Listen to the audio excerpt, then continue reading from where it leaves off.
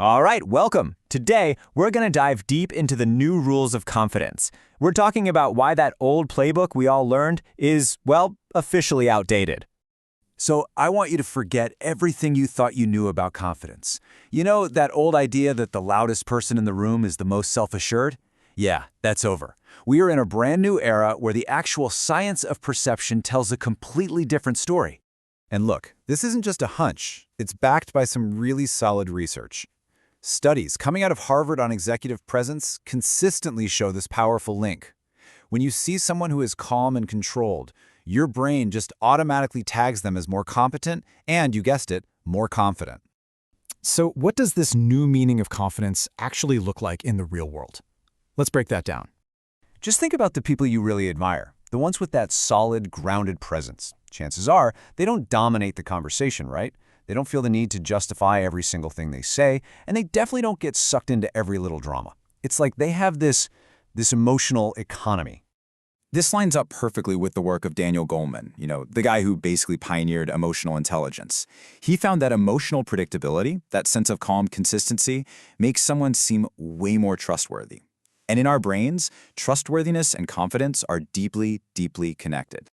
So here it is. If you want to project genuine confidence, the goal isn't to just make more noise. It's to demonstrate more control. That's really the first major rule you need to know. Now this brings us to that classic piece of advice we've all heard a million times. Fake it till you make it. But here's the thing. Modern neuroscience shows us exactly why that strategy just completely backfires.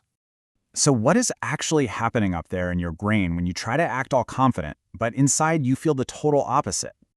See, your brain is an incredibly sophisticated lie detector. When your outward actions don't match your internal feelings, your brain flags this mismatch, this incongruence, as a threat. And in response, it just floods your system with cortisol, the stress hormone. So what does that actually do? Well, it gives you that shaky voice, that tense posture, and a presence that just feels weak, not strong. You're trying so hard to fake it, but your own biology is exposing you every time. So faking it doesn't work, what does? Well, the answer lies in something called quiet authority. This is absolutely fascinating. Research from places like Yale and Columbia found that one simple little behavior can dramatically change how you're perceived. Just pausing. People who take a moment, collect their thoughts before they speak, they're consistently seen as having higher status and, greater confidence. This slide just lays it out so perfectly. The old model was all about filling the space, speaking more, over-explaining everything, reacting instantly. The new model of authority is about using that space thoughtfully, with strategic pauses and controlled silence. It's a huge shift from quantity to quality. We've all felt this, haven't we? You meet someone and you just think to yourself, wow, they have a really strong presence. And then when you actually think about it, you realize they don't say all that much. But what they do say, it just lands with impact. They just seem solid. And it is so crucial to understand that this isn't luck. It's not some innate charisma they were just born with. It is a direct result of psychological perception. It's a skill, and that means it can absolutely be learned. Okay, so how do we actually build this skill? Well, it isn't about just trying harder. It's about building better systems for your own self-awareness. I mean, it's no coincidence that we're seeing this massive trend in tools designed for self-reflection, right? Journaling apps, habit trackers, even AI coaches that help you analyze your speech patterns. Why are these things absolutely exploding in popularity right now? The answer actually lies in the work of the psychologist Albert Bandura.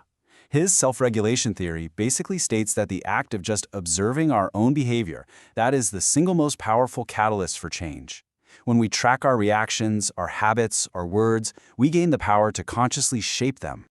And this is a really fundamental mindset shift. Truly confident people today aren't sitting around waiting for some lightning bolt of motivation to strike. No, they are methodically building systems, like journaling or self-tracking, that create real confidence from the inside out. And this all brings us to the core concept that really ties this all together: congruence. In psychology, they call it internal congruence. It's that really powerful state of alignment where your external actions are a true reflection of your internal thoughts and values. There's no gap, there's no faking, there's no friction. Just think about it for a second. When someone is fully congruent, their presence feels seamless. They radiate authenticity because there's literally nothing to hide and nothing to fake. And because of that, they never, ever come across as insecure. So, let's wrap this up with the key takeaway. To be seen as genuinely, naturally confident today, you just have to remember, it is no longer a game of volume, it is a game of control, clarity, and timing. And I want to be super clear about this.